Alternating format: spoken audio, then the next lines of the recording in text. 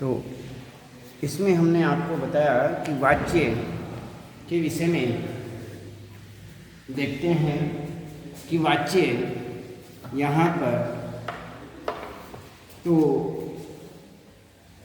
जैसे कोई भी वाक्य हम आपके सामने रखते हैं, किसान फसल उगाता है। कोई भी वाक्य आपके सामने रखें,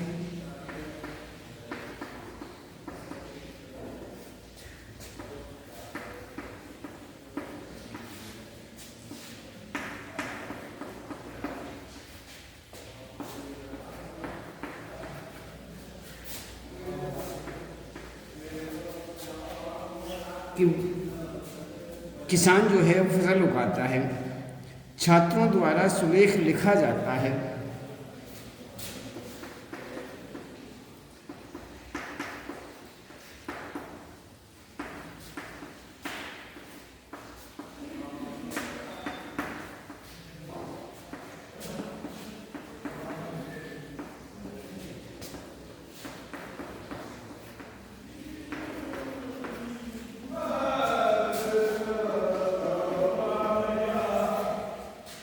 मरीज से लिखा नहीं जाता है।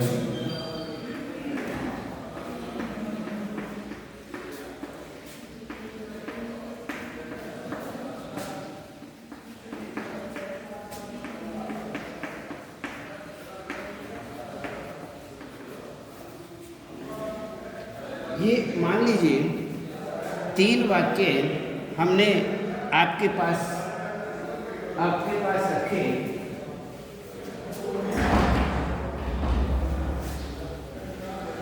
इन 3 वाक्यों के अंतर्गत क्रिया का विधान एक समान नहीं है। क्रिया का विधान जो है वो एक समान नहीं है। तो इसमें पहले वाक्य में यदि देखें तो प्रयुक्त क्रिया का विधान जो है वो कर्ता किसान के अनुसार, दूसरे वाक्य में क्रिया का विधान जो है कर्म के अनुसार, और अंतिम वाक्य में क्रिया का जो विधान है वो भाव के अनुसार हुआ है। इसे ही हम वाच्य कहते हैं। इसमें किसान फसल उगाता है। कौन उगाता है? किसान उगाता है। दान इसके प्रति, क्रिया किसान के प्रति, किसान का संकेत कर रही है। उगाने वाला कौन है? उगाता है, अर्थात किसान उगाता है। आगे कहते हैं छात्रों द्वारा सुलेख लिखा जाता है। लिखा जाता है, किसके द्वारा लिखा जाता है? छात्रों द्वारा। छात्रों के द्वारा लेख लिखा जाता है। तो इसी ही प्रकार से तीसरा है मरीज से उठा नहीं जाता। किससे उठा नहीं जाता? मरीज से। तो इस प्रकार से यहाँ पर किसान, छात्रों द्वारा और मरीज से, तो ये जो है ये हमारे वाच्य, इसको ही हम वाच्य कहते हैं।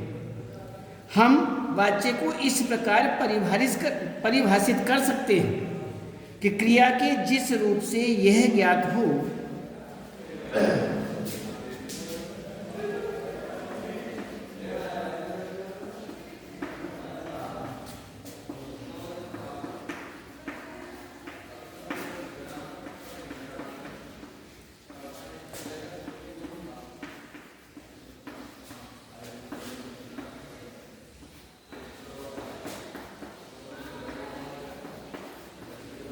क्रिया के जिस रूप से यह ज्ञात हो कि क्रिया का प्रयोग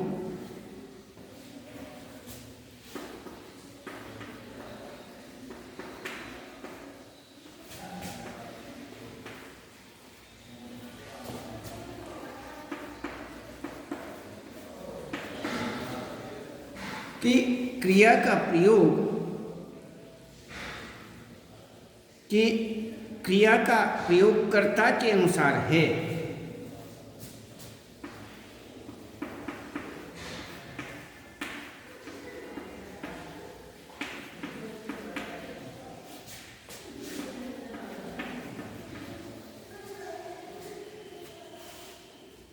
या कर्म के अनुसार, या भाव के अनुसार।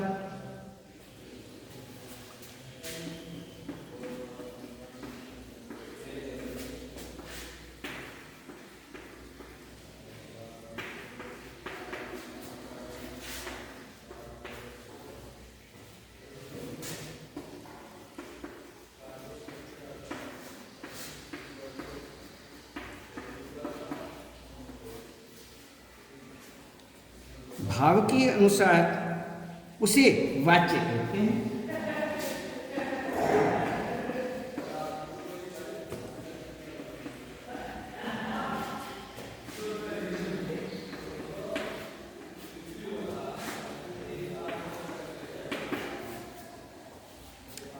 इसमें देखिए, इसमें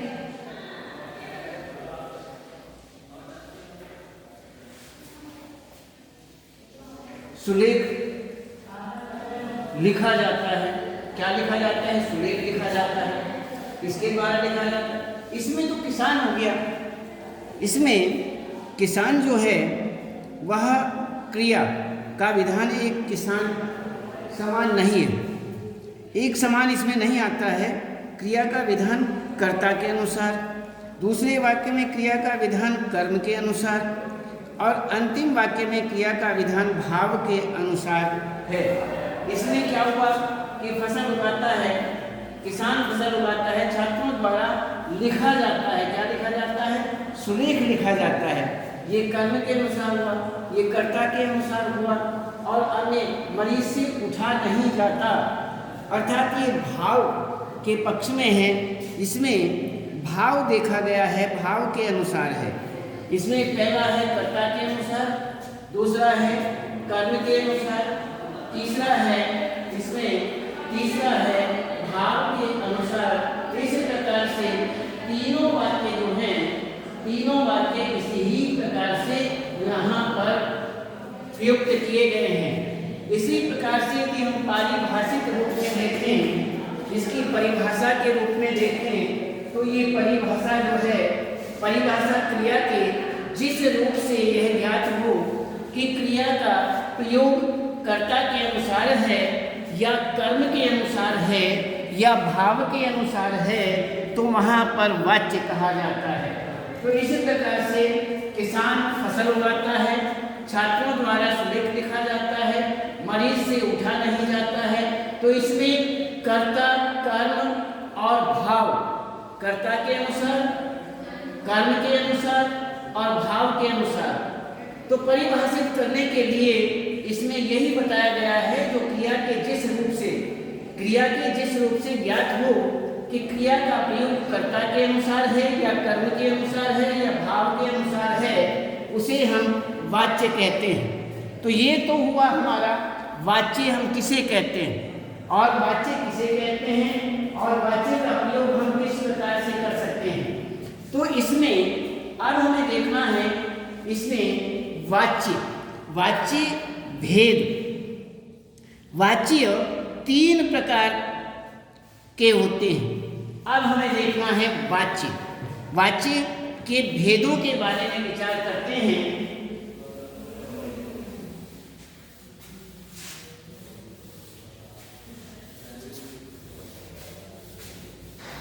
तो यहाँ पर वाच्य जो हैं वो 3 प्रकार से बताए गए हैं, 3 प्रकार के वाच्य।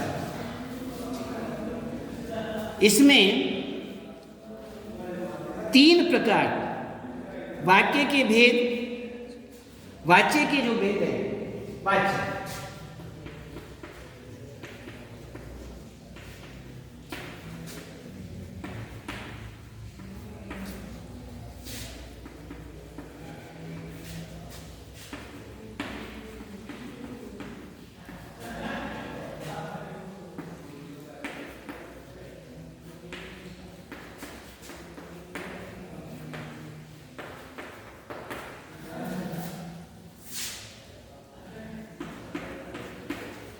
इसमें वाच्य कर्तृवाच्य, कर्मवाच्य, भाववाच्य।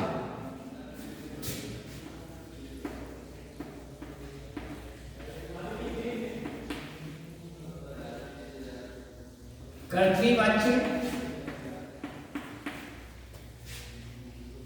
कर्मवाच्य,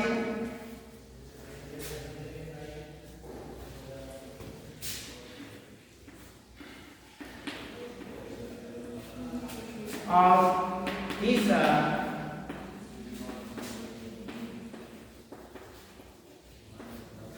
भाववाच्य।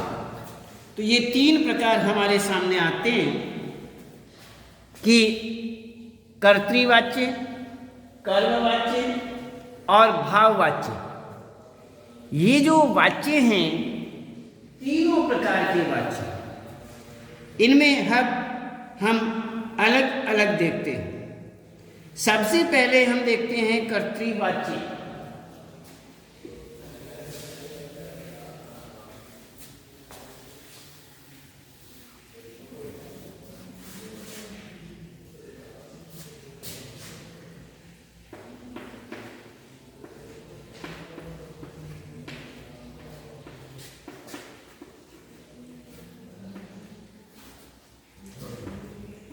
कर्तृवाच्य जिन वाक्यों में कर्ता की प्रधानता होती है।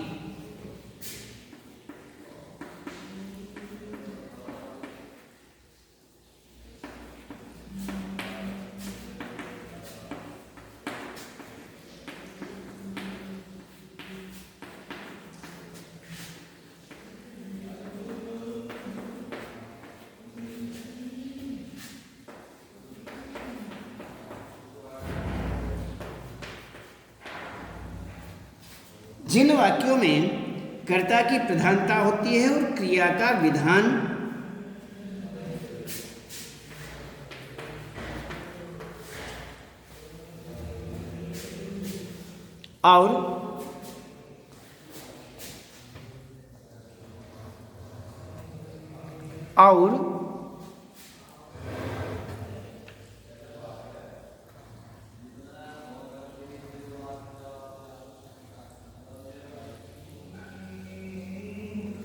और क्रिया का विधान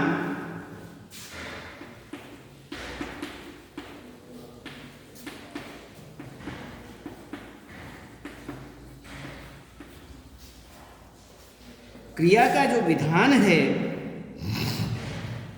कर्ता के लिंग वचन के अनुसार होता है।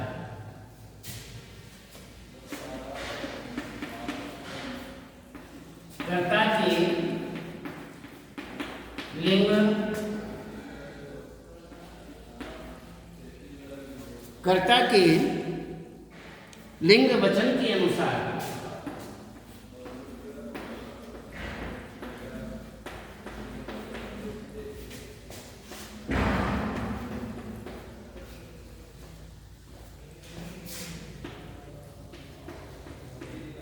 लिंग वचन के अनुसार होता है, उन्हें कर्तृवाच्य कहते हैं।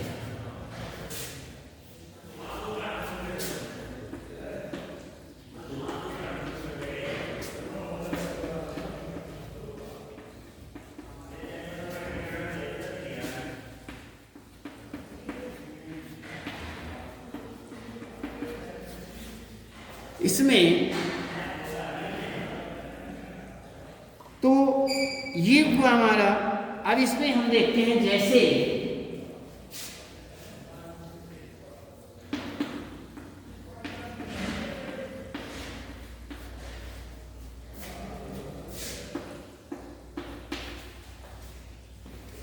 जैसे कबूतर दाने चुग रहे हैं,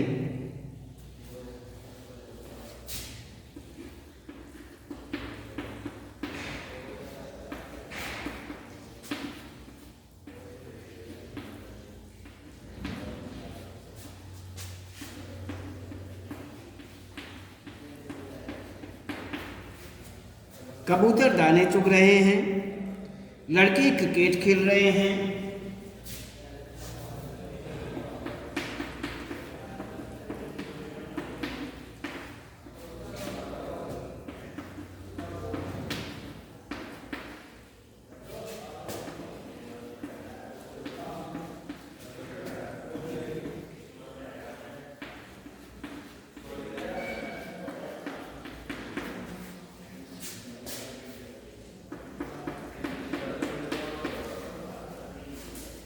खेल रहे हैं, रोहन पुस्तकें खरीद रहा है।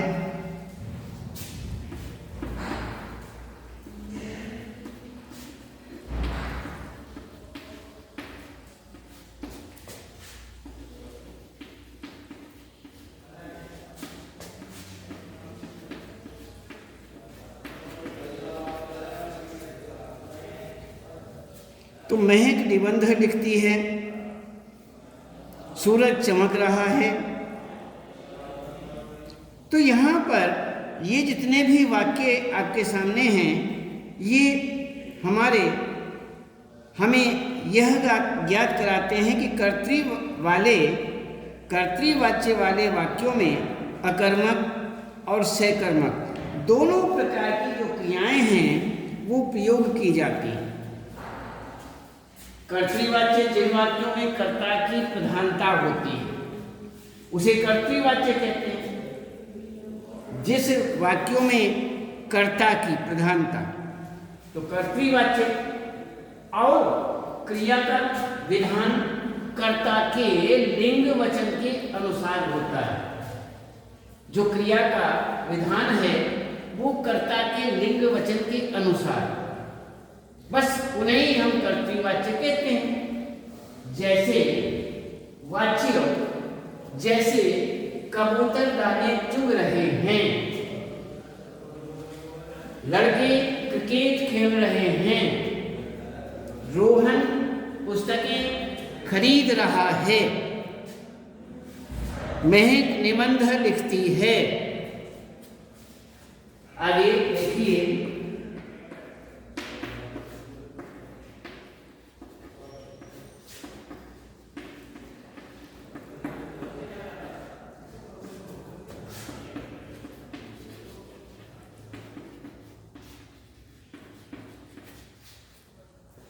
आगे कहते हैं सूरज चमक रहा है।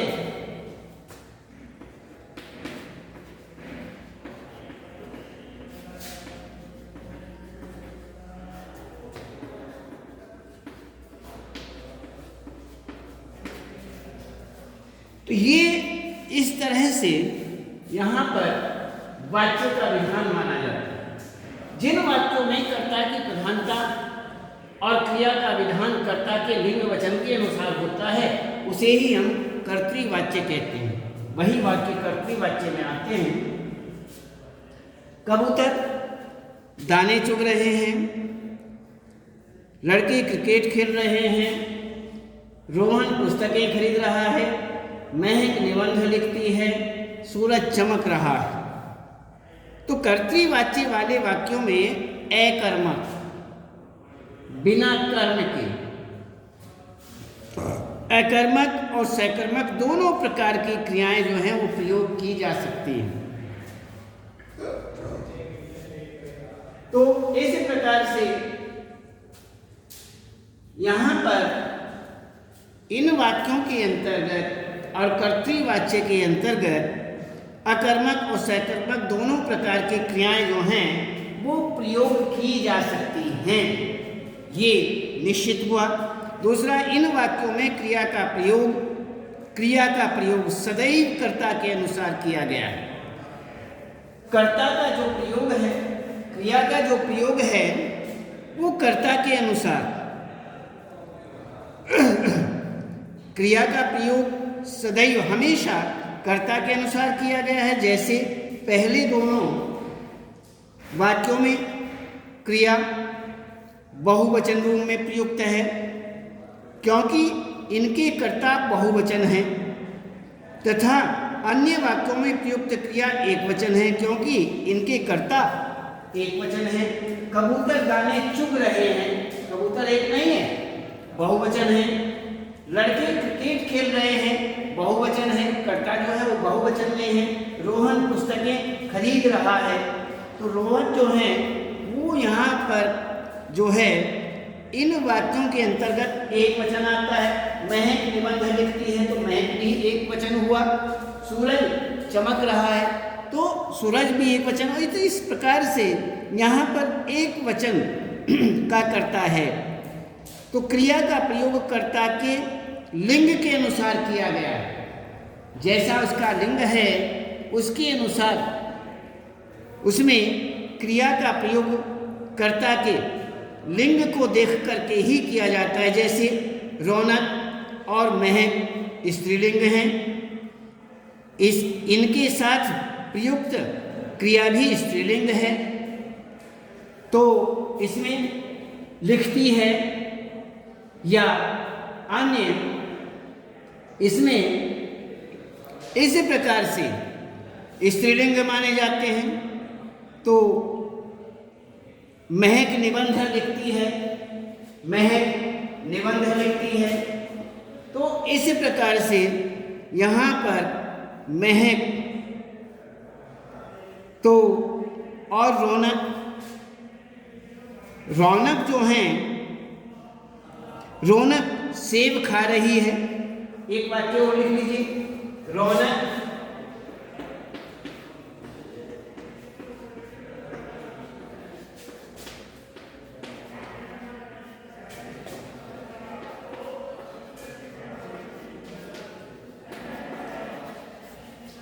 सेब खा रही है। तो इसी प्रकार से यहाँ पर ये स्त्रीलिंग हुआ, स्त्रीलिंग क्रिया, इनके साथ प्रयुक्त क्रिया भी स्त्रीलिंग है। इसी प्रकार पुल्लिंग कर्ताओं के साथ पुल्लिंग क्रियाओं का प्रयोग हुआ है। तो कर्तृवाच्य में आगे कहते हैं कि कर्तृवाच्य में कर्ता प्रधान होता है और कर्म गौण, कर्ता जो है वही कर्तृवाच्य में प्रधान माना जाता है और अन्य जो कर्म है वो गौण माना जाता है, गौण स्थिति में रहता है। इस तरह से यह हुआ वाच्य, कर्तृवाच्य। अब हम देखते हैं कर्मवाच्य।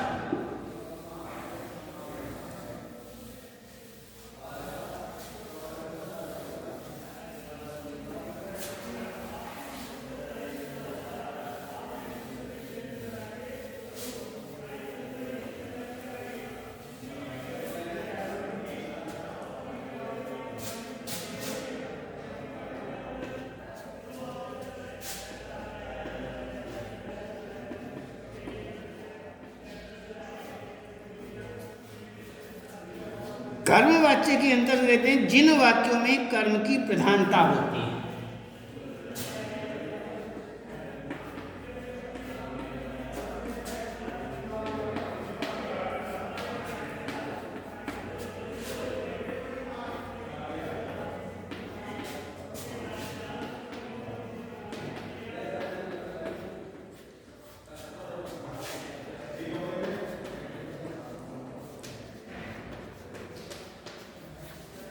जिन वाक्यों में कर्म की प्रधानता होती है और क्रिया का विधान और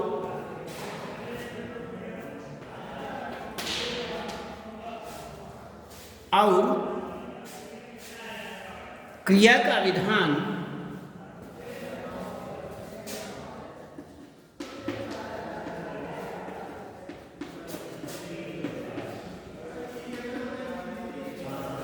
क्रिया का जो विधान है, क्रिया का विधान कर्म के लिंग वचन के अनुसार, क्रिया का विधान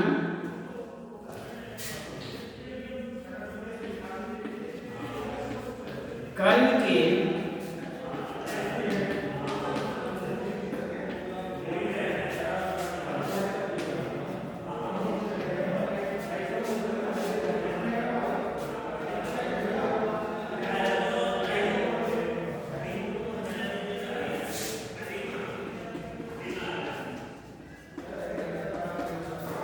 कर्म के अनुसार किया जाता है। कर्म लिंग वचन के अनुसार उसे कर्मवाच्य कहते हैं, उसे कर्मवाच्य कहते हैं।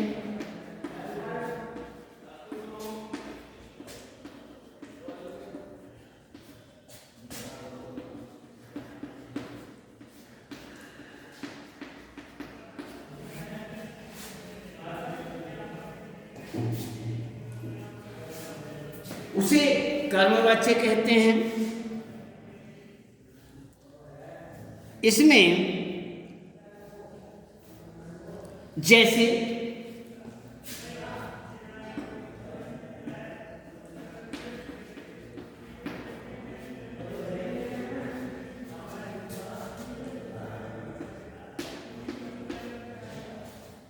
जैसे राम के द्वारा रोटियां खाई जाती हैं।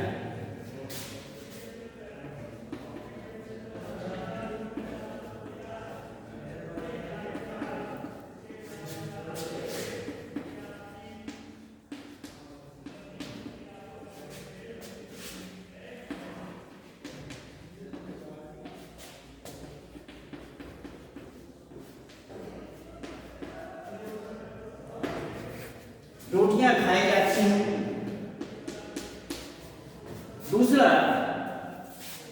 दूसरा देखते हैं, किसान के द्वारा फसल काटी जाती है।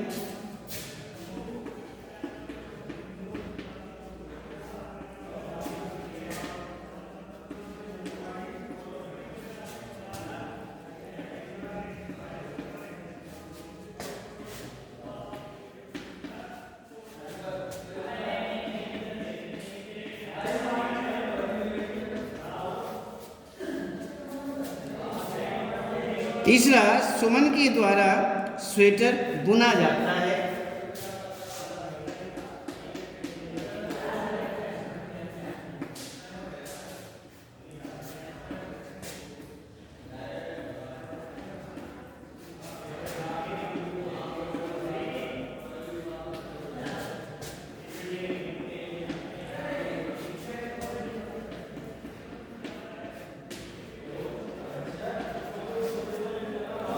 बुना जाता है।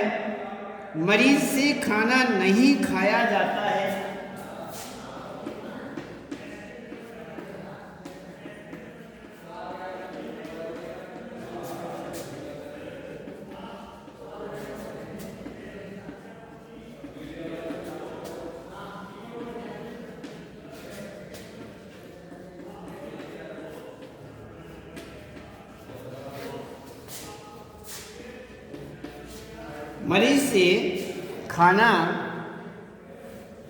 मरीज से खाना नहीं खाया जाता है।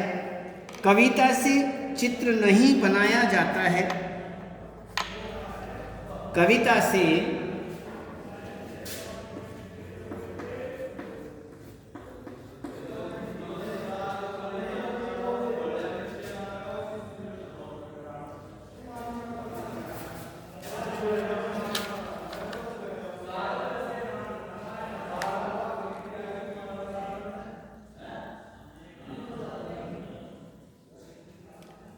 इसमें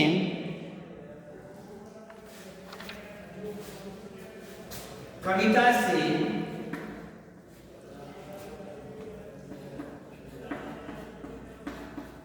चित्र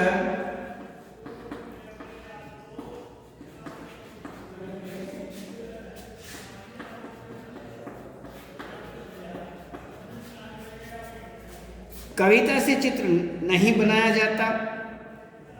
मेरे द्वारा यह सवाल हल नहीं किया जा सकता। मेरे द्वारा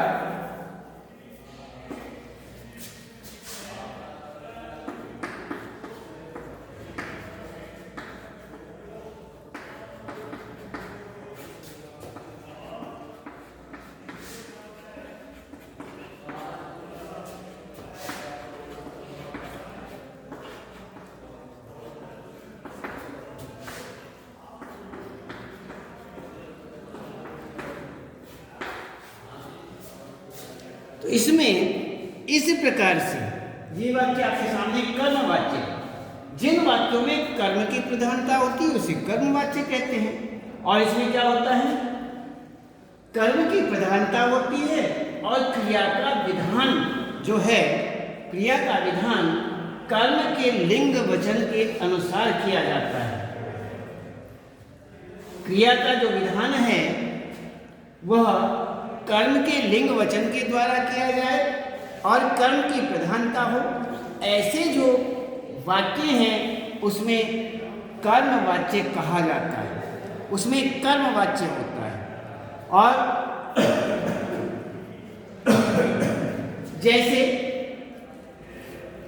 जैसे राम के द्वारा रोटियां खाई जाती हैं। किसके द्वारा रोटियां खाई जाती हैं? राम के द्वारा क्या खाई जाती हैं? रोटियां। तो रोटियां खाई जाती हैं। तो यहाँ पर जो वाक्य हैं इससे हमें क्या मिलता है? कर्म की प्रधानता।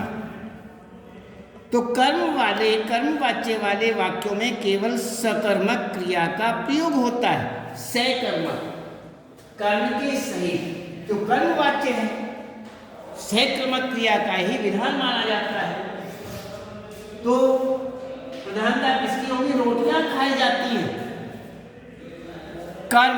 कर्म क्या है? रोटियां खाना। रोटियां जो है वो कर्म है। तो इसमें फसल काटी जाती है, किसान के द्वारा फसल काटी जाती है। किसके द्वारा फसल काटी जाती है? किसान के द्वारा। लेकिन क्या काटी जाती है? फसल। तो ये कर्म की प्रधानता यहाँ पर काटी जाती है, फसल काटी जाती है। तीसरे में सुमन के द्वारा स्वेटर बुना जाता है। कौन बुन रहा है? वैसे तो सुमन बुन रही है, लेकिन क्या बुना जा रहा है? स्वेटर बुना जा रहा है, बुना जाता है, स्वेटर बुना जाता है। तो कर्म की प्रधानता। तो मरीज से खाना नहीं खाया जाता है। तो यहाँ पर इसी प्रकार से और अन्य मेरे द्वारा यह सवाल जो सवाल है वो हल नहीं किया जा सकता। तो इन वाक्यों में क्रिया का जो विधान है वाक्य के कर्म के अनुरूप होता है। जैसे पहले दो वाक्य जो हैं, इन वाक्यों में कर्ता पुल्लिंग होने पर भी क्रिया का प्रयोग स्त्रीलिंग रूप में हुआ है। राम के द्वारा रोटियां खाई जाती हैं। तो इसमें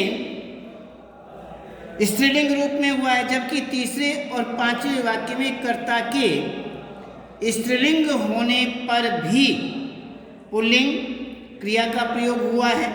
स्पष्ट है कि यहाँ क्रिया के प्रयोग का आधार कर्म है, न कि कर्ता। तो ये साफ हो गया कि वाक्य के अंदर स्त्रीलिंग और पुल्लिंग जो क्रिया का प्रयोग किया जाता है वो कर्म के अनुसार किया जाता है। वाक्य रोटियां खाई जाती हैं, रोटियां, अन्य फसल काटी जाती है। मरीज वो सुमन के द्वारा स्वेटर बुना जाता है।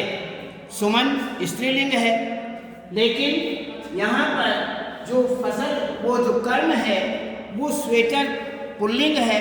तो पुल्लिंग के अनुसार अर्थात कर्म के अनुसार यहाँ पर क्रिया का प्रयोग किया गया है।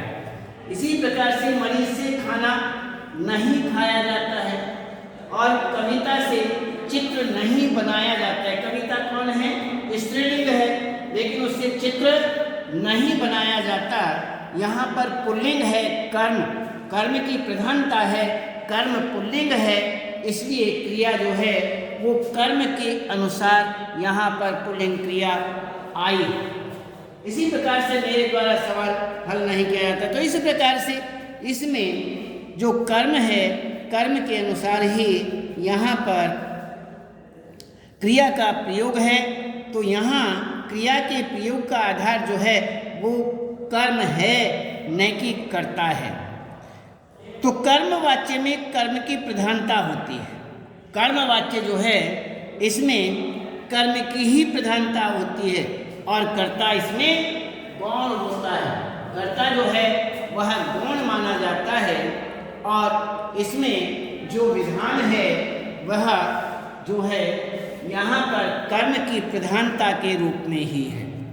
तो इसमें ये हुआ हमारा कर्मवाच्य। तो कर्ता का लोप, इसमें आगे देखते हैं।